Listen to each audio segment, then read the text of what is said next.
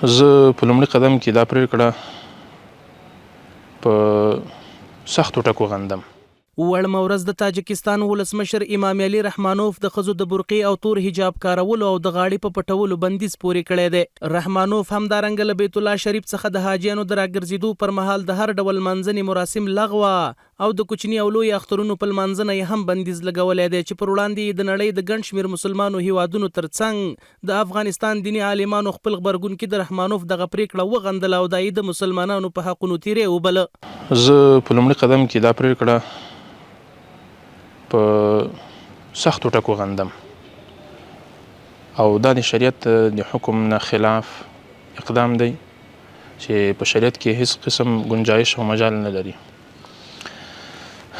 حجاب یو شرعي اصطلاح ده، یو شرعي امر ده. له اسلام نه وړاندې حجاب په اعمالو کې بطور اصطلاح یا د عمل په ډول باندې نه ښکاري.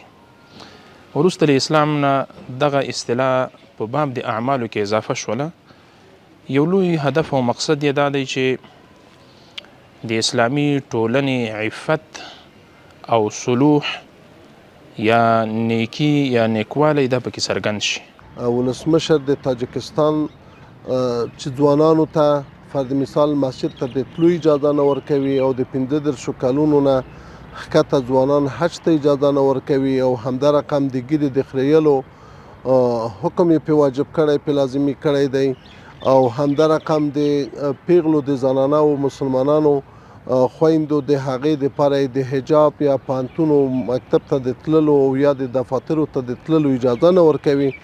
دا ټولې هغه غیر انساني او غیر بشري او غیر اسلامي فیصلې دي چې واقعا هغه خپل کمونستوب او هغه خپل د اسلام سره کوم په زړه کې د کینې او د بغض مکمل ننداره او ښکارندوینه یې وکوله. له بلې لوري بیا یو شمېر سیاسي شنونکو هم دغه پرېکړه ظالمانه وبلله او دا یې د اسلام پر خلاف د غرب یو دسیسه یاده کړه. دوی حریت نیوز ته وویل چې دغه ډول ناوړه پرېکړې د اسلامي حرکتونو خوځښت ته زمینه برابروي. دا چې تاجکستان دا ناوړه کار کړی دی دا په لوی لاس دوی د دغه زمینه مساعدوي چې بالاخره اسلامي جنبشونه په قوت سره راپورته شي. خو دا ښه ده ځکه چې یوه طرف ته به د خلکو اراده چې هغه اسلامي اراده ده هغې ته به درناوی وشي. دا یو ډېر سپک عمل دی چې ته په یوه اسلامي ټولنه کې هلته د اختر لمونځ یا د اختر خوشحالۍ هغه ټولې باطلوي، اذان بندوي، حجاب بندوي. دا خو د اسلامي حکومتونو دنده او مسؤلیت دا دی چې خپل ولس په سمه طریقه ورزي. حجاب د ښځې دپاره پرده ده او شرعي حجاب، ځکه چې په دې باندې زموږ دیني روایات ډېر دي او په دې باندې دا زموږ د دین یوه برخه ده، دا د عزت دی، دا زموږ دپاره